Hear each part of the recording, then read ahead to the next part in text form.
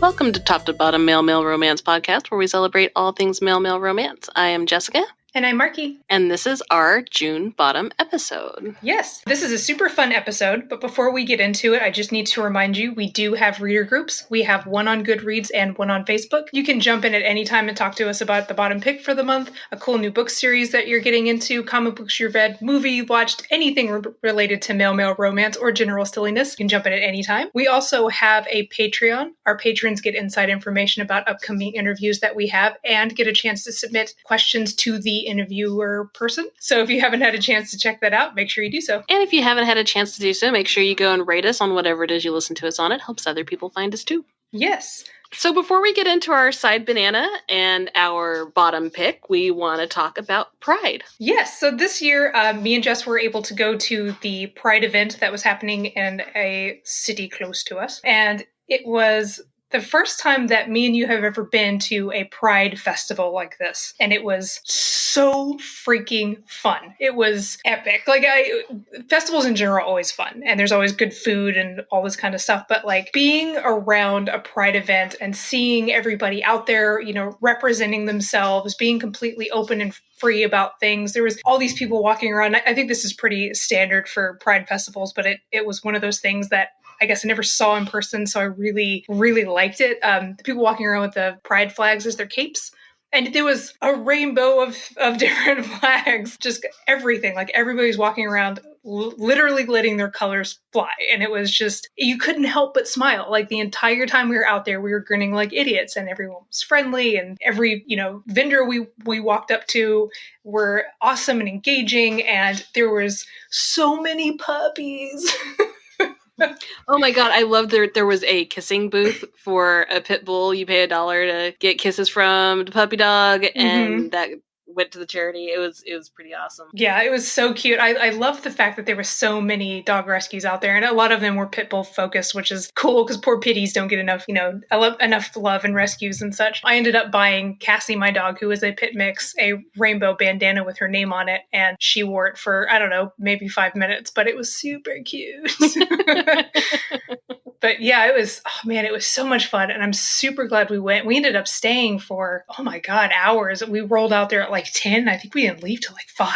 It was super fun. It was awesome. We've been out to a Pride parade before. We did that last year. And the parade and the festival are two totally different monsters. The parade is a little bit more intense because you've got so many people lined up and these floats are coming through and they're big, elaborate, crazy floats and everyone's just really rallying and it's fun, but it's really intense. And the festival was the complete opposite. It was totally chill. There were a lot of people, but it was everybody meandering around eating ice cream and just connecting, and it was so cool. Yeah, there was more time to chat with people and have conversations as opposed to just running by and throwing beads at them, Right. So, but yeah, I super enjoyed it, and Pride has been very cool. Yeah, super cool. I spent way too much money on pins. Or did you spend enough? I'm leaning more towards that. I wanted so much more stuff. There was all these artists out there selling their stuff. There was paintings and all kinds of cool stuff. And of course, then you've normal vendors too, small businesses with their stuff that they're doing. And man, I could have dropped some serious cash there. I wanted all of the pretties. Also related to Pride, I just wanted to, because I'm a space nerd, I love space, and it being Pride Month, there was this amazing artist, her name is Lori Ray, who made Pride, every Pride flag you can think of with space, with space-based pictures, nebulas, galaxies, starscapes, and different things like that. Every different flag, or at least as far as there's something 25 of them. And if you go to her Facebook page, you can use those for free. She just made them so everybody can use them and check them out. They're really cool. Yeah, they really are. They're gorgeous. So props to you, man. That was good stuff. Good job. Yeah. Side banana. Yeah, so our side banana, this month we read... Well, we had a theme. Yeah, we did. We did have a theme. So I guess before we super dive in, our theme, in case you forgot, was kink. Everything that we read this month, both our bottom pick and our side banana, were kinky related. So our side banana is a Korean manga, which I guess is called a manhwa, and it's called Blood Bank. And it's one that I had read a little bit of back in the day, but I didn't get to read it to completion. And I didn't super finish it, but I got pretty far.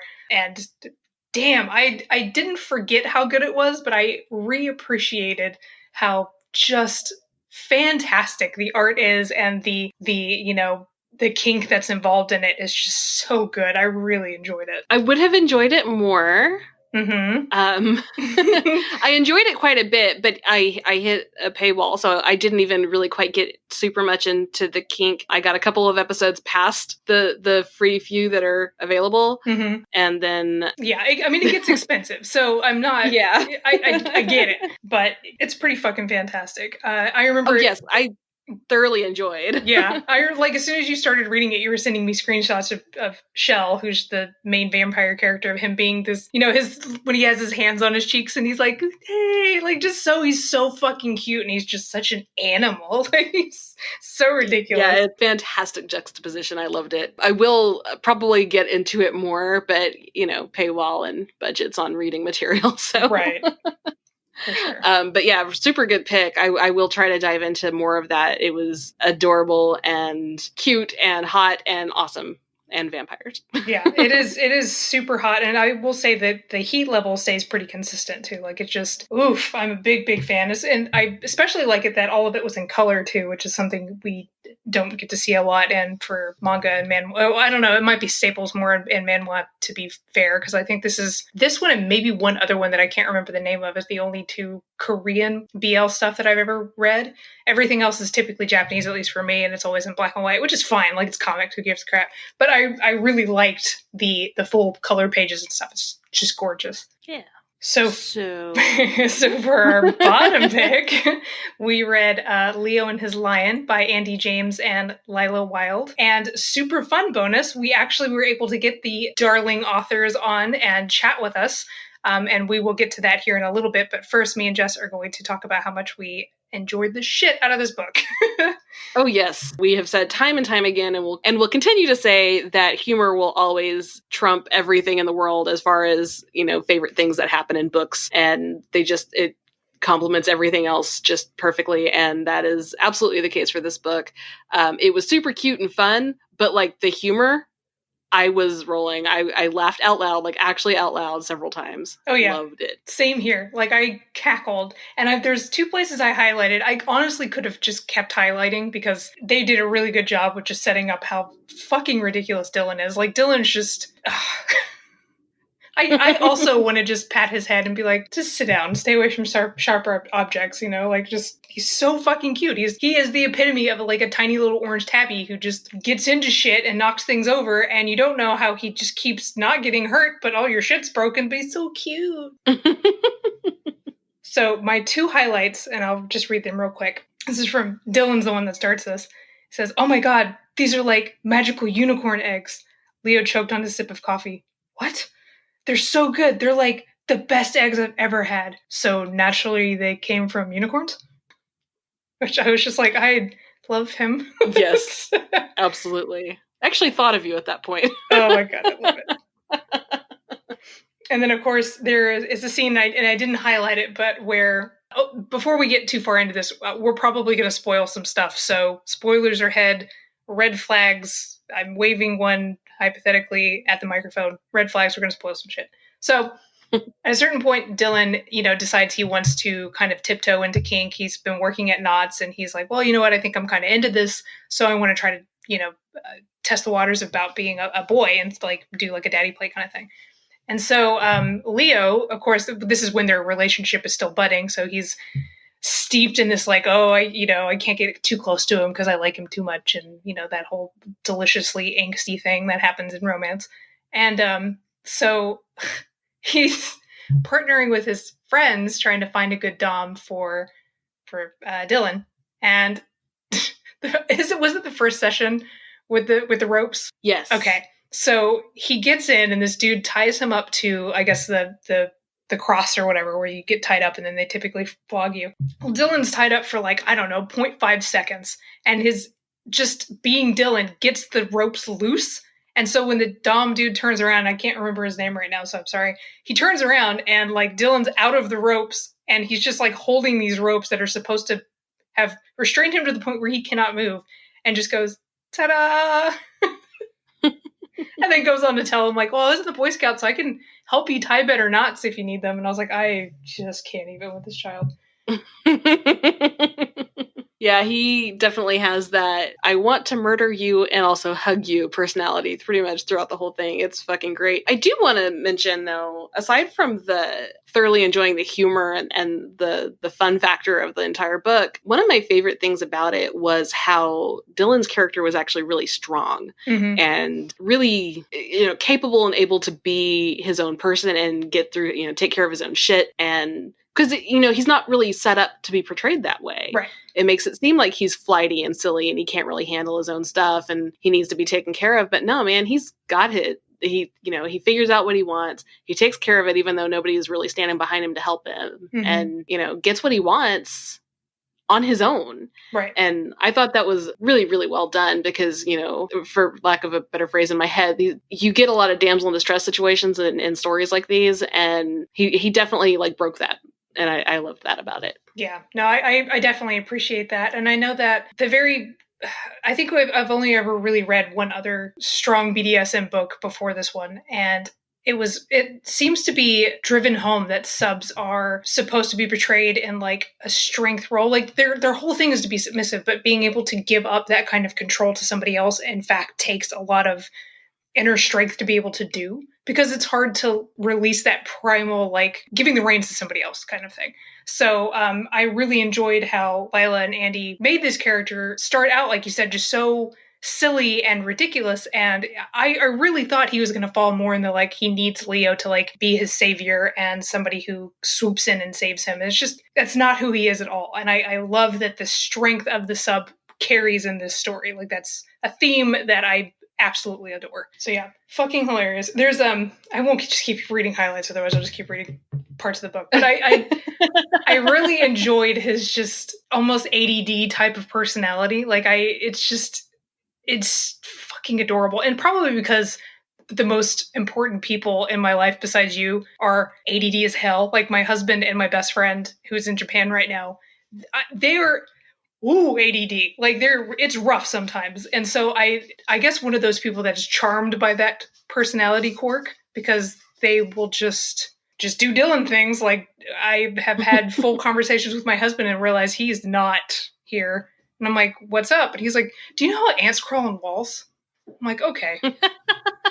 Well, I was talking about groceries, but that's fine. How do ants crawl on walls? Let's Google it. So yeah. That's fucking great. Yeah, it's good stuff. Well, anything else you want to talk about before we launch into the interview? Honestly, I could just keep talking about how fucking cute Dylan is. So yeah, let's just go into the interview. So I don't just keep rambling about how funny this book is and how much everybody should just go read it. Awesome. Well, and up next is our conversation with Andi James and Lila Wilde. Joining us today are Lila and Andi, writers of the Oh My series. Our bottom pick, of course, this month was Leo and His Lion from that series. Lila writes books about people who fall in love with other people. She's obsessed with unicorns and glitter and cupcakes and has accepted the fact that her dog is smarter than she is. Andi has been in love with books and worlds her entire life. She writes about people finding things, themselves, happiness, love, and edits all kinds of stories. Her 2 dogs and 3 cats are her favorite coworkers, and they share a house with her and her husband. She adores coffee, the night sky, and horror movies. Welcome, Lila and Andi. Thank you. Hi. We start all of our interviews the same way, by asking what got you guys into romance. Really, I was reading, and it was one of those things that never had occurred to me that this even existed. This was, I want to say maybe 4 or 5 years ago. I was reading and a series had an book in it, and I read it and was just instantly hooked. Do you remember what series it was that you were reading? I do not, because I have a horrible memory when it comes to what books I have read. I totally understand that. I could look it up, but it would take a while because I'd have to go way back in my Kindle. That's what Goodreads is for. But that was it for me. So similar story. I was really into audiobooks for my day job. I have like a super long commute and it's super annoying, but I was listening to a lot of like nonfiction books, and the Audible deal of the day once was Openly Straight by Bill Koenigsberg. And I was like, oh my God, this story sounds amazing. I would love to listen to this. So it was like, this didn't even, sadly, like occur to me that there were books out there. I wasn't reading a lot of romance at the time, a little jaded with the genre, I guess. And I listened to it and loved it. And then it was like, oh, okay, this whole new world of fiction opened up for me. So our book pick for this month is Leo and His Lion, which is the second book in your Oh My series, and y'all wrote that together. What is your process like writing as a duo? What is a process? What is that? It's kind of like when you just wing it and hope for the best. There's a lot of that, yeah.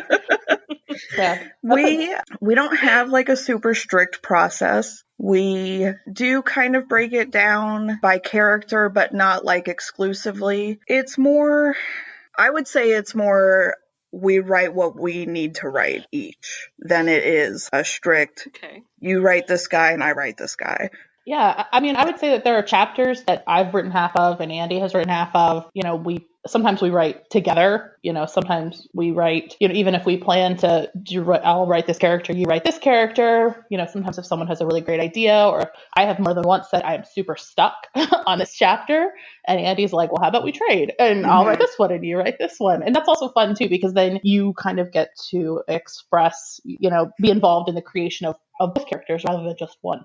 It's worked for us well so far, I think. Yeah, I feel like a lot of times it's just a matter of figuring out what works best for the situation that we're in and the story we're trying to tell, and then we just go from there. So do you guys start with like a basic outline, or do you completely pants the whole thing? We do start with an outline.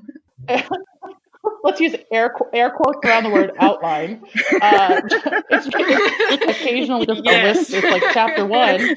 It could be like grocery store ? It's like, it's not. We kind of have an idea for the flow of the story and how we'll break it out, but it never turns out the way that we think it's going to anyway. So I don't think we hard and fast stick to any kind of outline. Yeah, even when we follow the general outline, the story still comes out different than I think we expect it to sometimes. I don't know how that happens. So definitely more of like planning ahead, just because we're co-writing, so we kind of need to know what's coming, I think, for each of us. Like, you need to have a general idea. So if Andi's like, okay, I'm working on this chapter, I kind of have to have just an idea of what happens so that I know what happens, what I need to include in the subsequent chapter. But we also kind of write out of order because we do have that loose outline. So sometimes we'll be coming to the end of writing a book and I'll say, okay, I still have to write chapter 3 and chapter 12, and Andi's like, okay, well, I have to do 7 and 14, and Right. That's insanity. Like that is awesome. Like like my own process, like the thought of trying to write out of order just destroys my brain. Like I can't do that. So having the Jenga pieces scattered and then you're each kind of like grouping them in chapters that's beautifully chaotic. I love that. See, it can be done. I told you. Yes. I don't need this being reinforced. I can't do that. Well, I can't. The disclaimer is I can't guarantee this will work for anyone else. It is just kind of worked for us so far. Well, I definitely think it's worked because, like I said, me and Jess are reading Elle's book right now, and we're both very, very close to the end. Like we're right on pace. I think we're about 70% through or something, and we're enjoying the hell out of it. So I think it's working great. It does something. Books get written somehow. I would have never guessed it was pieced together quite that with that amount of beautiful chaos happening, because it definitely all flows and there's no detachment, which is really interesting. Every time I read an author duo, I can't help but look for the detachments. Like, can I tell which author is which? And it's definitely a homogenous thing. It's really well done. Good job. Thank you. That's certainly the goal. Yeah. So high five us. Yay! So moving into the next section, Leo and His Lion centers around kitten play, which is a very specific and unique kink. Are there plans to explore any other niche kinks in the Oh My series? I don't know in that series, no, I would say. The next book is not a niche kink. I would say it's actually more general than both of the previous ones. But in the future, other books, probably. What drew you guys, this wasn't one of the questions, I apologize, but I just wanted to ask, what drew you guys into wanting to write kink-based romance? the way that we wound up writing together was kind of random. And so we kind of agreed to write. And then it was, hey, do you want to write a book? And Andy's like, yeah, that'd be great. And I'm like, okay, we should totally do that. And then we're like, what are we going to write? Yeah. And so we were like tossing out ideas. And this was like July of 2018 or June maybe. And we're tossing out ideas, and I don't even know. We had a couple things we talked about. And he said, "Oh, I have a story that I've been thinking about." And we kind of talked about that. And then I don't even know. One of us said, "How do you feel about Daddy Kink?" And the other of us, and I can't even remember who, but Yeah, was me like, neither. "Yes, so much of that." So, so we started with that, and then we were like, okay, so we're going to write this, and then. This is actually kind of a funny story. So we're talking about how do we name, like, what are we naming our characters? And so we were just like, okay, there's going to be a daddy and a boy, and one of them, what if we like Barrett as the name for the daddy? We're like, okay, that's fine. We have no idea what's going to happen in the story at all. We're just like, we need names for them. So then we picked for the boy. We're like, what about Theodore? And then something came up. Like somehow, and if you can remember this better, Andy, please feel free to interrupt me. But Okay. somehow one of us was like, oh my God, Teddy and Bear. And then of course, like we were just like, we were like, we're going to lean into this and it's going to be the cutest thing ever. And so that's how we did that. And we came up with Teddy and his bear kind of segued into making it a series. So then we were like, the next one, that we thought of was Leo and his lion. And immediately, I think Andy was the brainchild behind this, but was like, what if that one's about kitten play? And that was something that neither of us had read much about. I had only read one book with any kind of kitten play in it. It's definitely something you find more in MF romance books and erotica. So from the start, we were like, this series is going to be super kinky and super, super unique. So, Yep. Well, and this is the first time that I think either one of us, like me and Jess, had ever read anything kitten play. So we didn't know what the hell it even was. Like we could guess like what the elements were because I knew what like puppy play was. So I was like, I assume it's something like that, but with cats. But I was like, I literally have no idea what we're getting into by picking this up. I had mentioned at the top of the episode, the quote that you guys had posted on one of your promos with the cheese curl. Like, I was like, that's awesome. And because I think the only real super kinky stuff I had ever read that was really BDSM or daddy kink, not a lot of it has really good humor. And that's something that me and Jess adore. Like if a book can make us actually laugh out loud is like usually one of our favorites. And I already have a couple lines from this book that I've highlighted that have just made me like snort. Like just like, oh my God. So I love the pairing of the humor and the kinkiness. Like that's goes so perfectly well together. Like I love that something that's taken absolutely seriously in books, which it should. It's legit. I love things being flipped in a humorous way and allowing humans to exist who will make goofy mistakes or be tied to a cross and then unravel the ropes and then go, ta-da! Right. Maybe my favorite moment in the book so far. Yeah. Well, those two characters lend themselves really well, especially, obviously Dylan. It's kind of just lends himself really well to getting in these predicaments that always turn out well, but they're always, it's always pretty funny. Yeah. Even like, he reminds me of like a human puppy or maybe just like a human little tabby kitten or something, just like constantly so adorable you can't get mad at him when he just knocks all your shit over, but it's gonna happen. So Right. So like Dylan always lands on his feet, right? I mean, he gets into these things and these things happen to him or whatever, but he's always upbeat about it and he always lands on his feet, which is a nice coincidence with the kitten play. Oh, was that not intentional? It's just like he Right. just happened to be into that. I think he always would have been that kind of character regardless of the kink involved, but it's certainly fun to play around with all of those cat and kitten type cliche things when it comes to him. We threw a few of those into the first book too. It's like a little foreshadowing, I guess, of Nice. what was coming. Yeah. Yeah, like he's got 9 lives and blah blah blah. So when I was reading and I got to this part about Mall Santa and then Sparky the dog, I just about flipped out because I'm a nerd and I play board games, and Dead of Winter is one of my favorite games, and I knew before y'all even said it what it was. And you have the nods to comics and stuff. Are you guys both fellow nerds as well, or is this just kind of something that got added in? I think I can be nerdy about certain things for sure. I don't know the actual answer to that. Like, it's such a part of culture these days that I don't even feel like it's weird or nerdy or anything like that. But yeah, I mean, my dining room is actually covered with comic books, like literally. It's the literal coolest thing ever. It's amazing. And I'm not going to really discuss like how many comic books are in this house.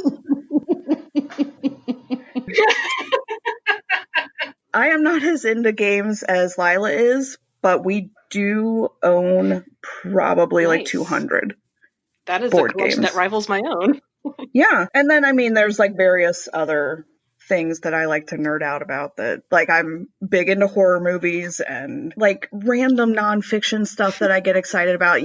Just everyone's got their little weird interests. Oh, absolutely. Nerd alert. Right, exactly. Yeah, for the board game thing, that's you and Jess are kindred spirits on that, because her house is like a comic book store of games. Like there's the shelves of just all these badass games that her and her husband will purchase and play and have epic game nights. And yeah, I understand what you're talking about.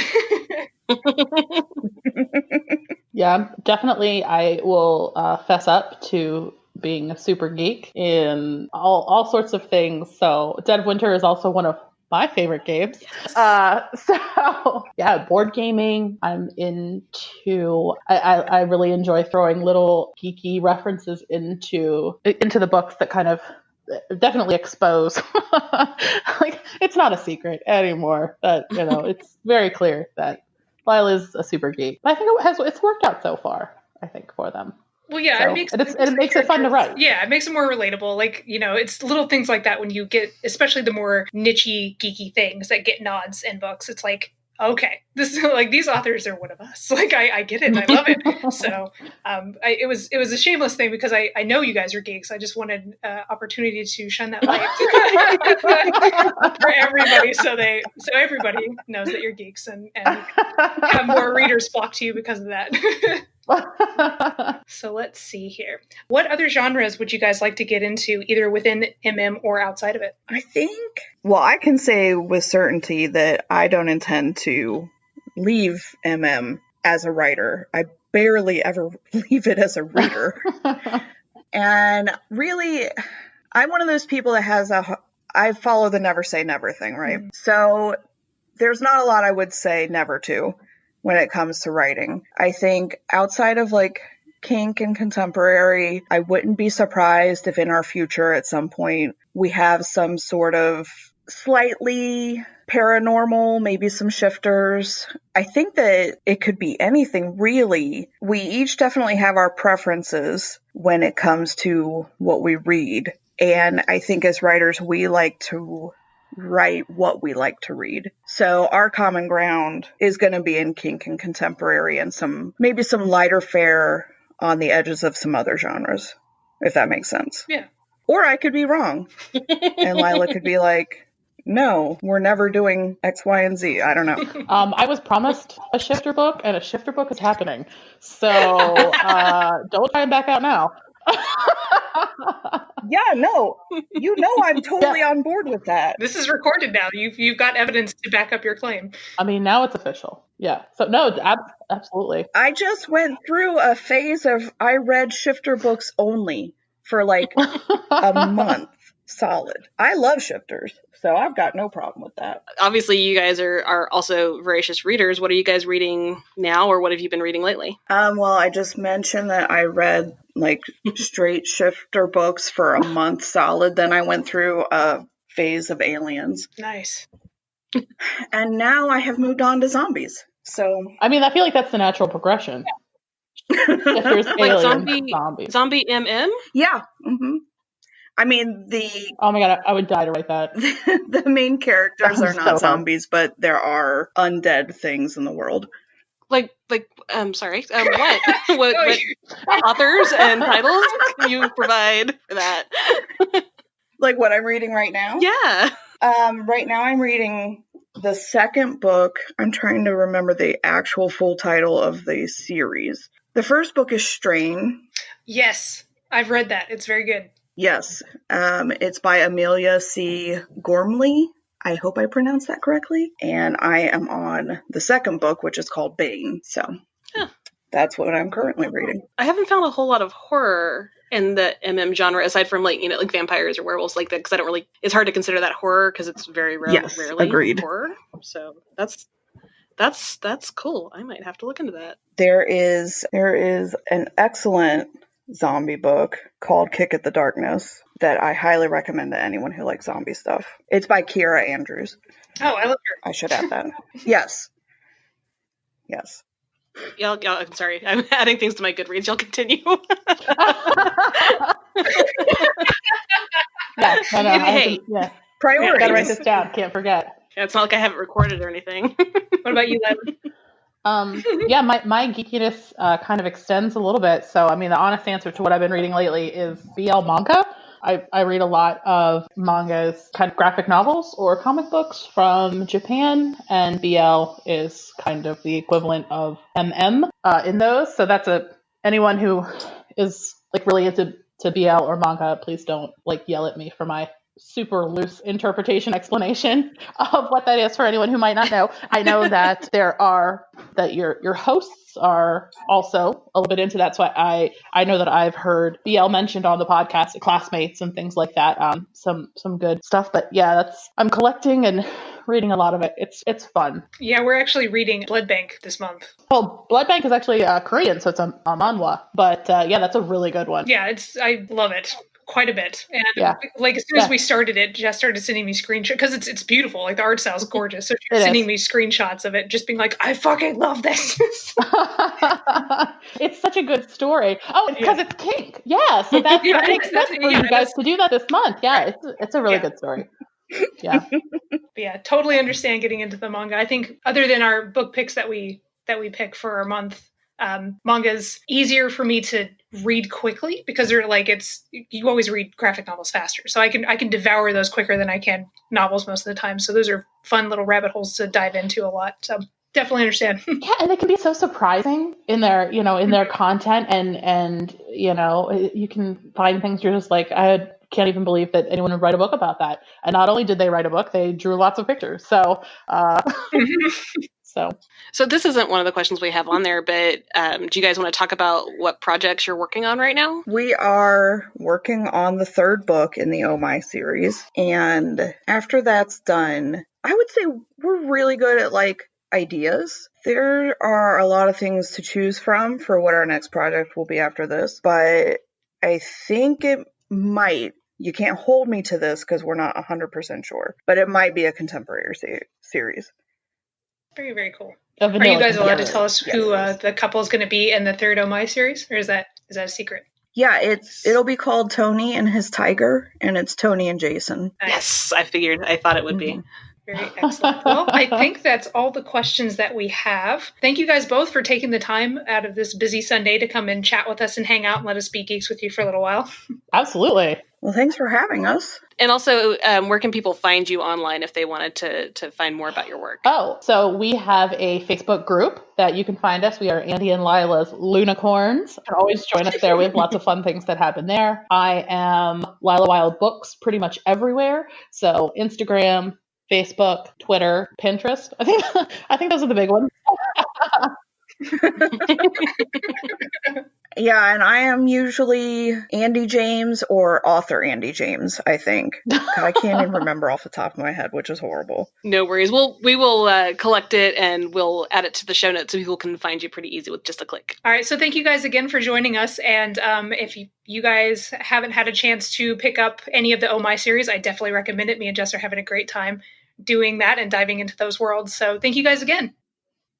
And thank you both again so much for joining us. We had such a great time talking to you guys. You guys are definitely, I think, people who me and Jess could hang out with, like, outside of all sure, of this. yes. And like, as soon as we got done with the interview and we hung up and we'd all, you know, done our things and disconnected, I was just like, these are such good people. Like, I want to go hang out with them. Well, luckily, I think both of them are going to be at GRL, so maybe we'll have a chance to do that. Yes, very much looking forward to that. So yeah, this was a fun episode. Lots of fun things to talk about. We read 2 very kinky, fantastic books. We got to go to Pride this month. June was great. Yeah, got to meet 2 new awesome authors. Mhm. Well, beyond chatting on Facebook. It's true. Yeah, it's been pretty packed. And next month will be interesting as well. So tune in with us next week to see what we've got in store for your July. And we will see you then. Until next time. Bye.